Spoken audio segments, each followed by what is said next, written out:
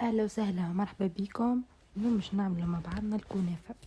الكنافه لازمني ارطل سكر على رامي، ونحط المي ديريكت ونخلي ما نحركش السكر والمية متاعي، ما نحركهمش حتى لي تغلي، يبدا يغلي السكر والمي، وقتها باش نحرك.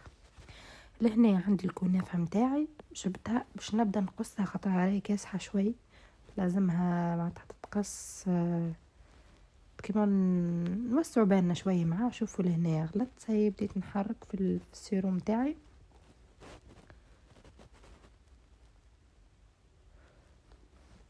ونزيد القارص،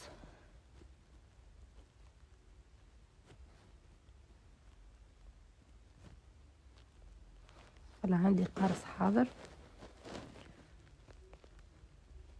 حطيت زوز معارف كبار،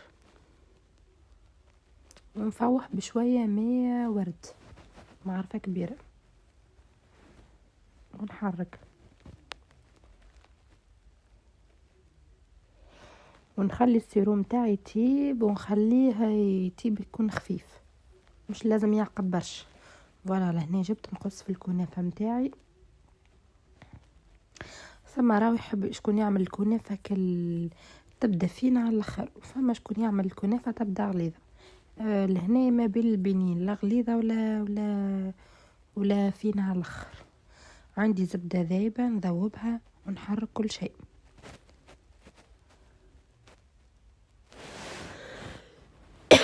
نجيب البلاطو متاعي، تحب تدهن بالزبده تدهن، انا ما دهنتش بالزبده الحق، خاطر ديجا فيها الكنافه فيها الزبده سيغ مش تشد. ناخذ الكنافه متاعي بعد ما نحركها بالزبده، نحاول نركعها في البلاطو بالباهي، ونحاول نسويها مليح مليح معناتها في البلايص الكل. فوالا ونركعها بيدي نظبطها، وبعد في النص نزيد الجبن متاعي. الجبن كل واحد شنو يحب الجبن، راه ما عندكش جبن مربوطه به، ثم شكون يعملوا لها الكريم ويحطها في هذيك القشطه حضرها ويحطها. فما شكون يعمل جبن موتزاريلا، الموتزاريلا يكون مالح شوي، يحطوه في المياه، نحولوا الملح متاعه وبعد يحط. انا هنا اخترت جبن شريتها من مجازان تركيا. سألت الكنافة انا والجبن اللي يعملوا بها، اعطاني جبن، هذا جبن حلو مش مالح. فوالا هاوين وريتكم الماركة متاعها، اللي يحب يشري من المجازانات سيرتو اللي جماعة تعيش في الأوروب، كي تمشي للمجازان متاع جماعة تركيا تسأل هنا هي جبن متاع الكنافة يعطيهولك.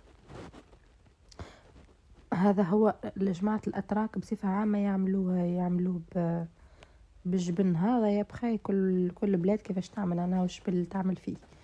المهم قصيتها كيما هكا دو كوب صغيرين، وحطيتها كيما هكا. نزيد بعد الطبقة الأخرى نزيد عليها الكنافة،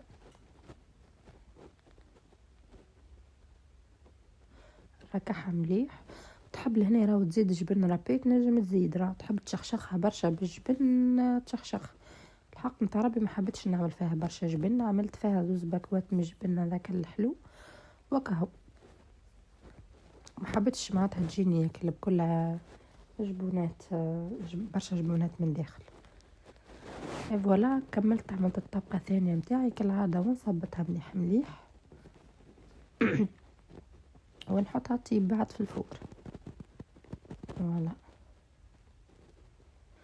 فرشمون سهلة هذه ريسات، سرتو في ليالي رمضان الواحد يشتي حاجة حلوة، ريسات سهلة بتاخدش برشا وقت. انا حطيتها على 200 درجة بقت لي اكثر من نص ساعة وهي طيب. وبعد حشتنا باللون الدوري هذا، كل واحد والفور راهو اللي عنده تنجم. الفور متاعي حطيت على 200 درجة تبقى صيف ساعة 45 مينوت، في الفور متاعك تبقى لك اقل 25 مينوت اكزامبل انتي والفور. فوالا خليها لين توصل تحمر مليح مليح وتعطيك اللون الدوري. بعد تجيب البلا متاعك اللي مش تحط فيه اي بلا، وتدورها في الجهة الاخرى وكهو.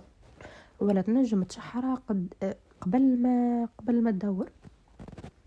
انا هنا ما خممتش مليح الحق، ندمت بعد كنت نجم نخليها في البلا متاعها ونشحر هكاكا تشرب الشحور متاعها مليح مليح، وممتوع ما يخرجلوش الشحور بعد ما نحط في البلا.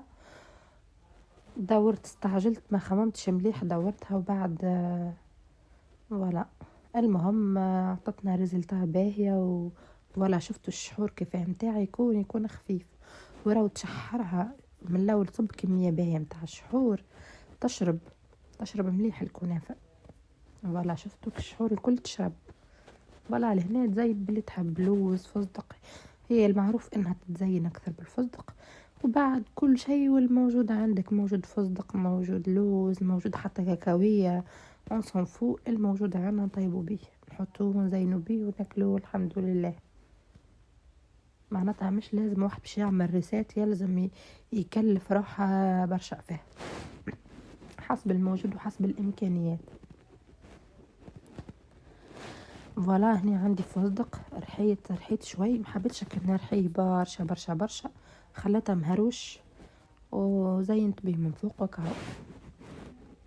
وهذه الريسيت متاعي لليوم الكنافة، ان شاء الله تعجبكم وان شاء الله تجربوها معي وان شاء الله بيانتو ان شاء الله العيد، ان شاء الله الناس كل عيدكم مبروك. كان ما هبطش دي فيديو قبل العيد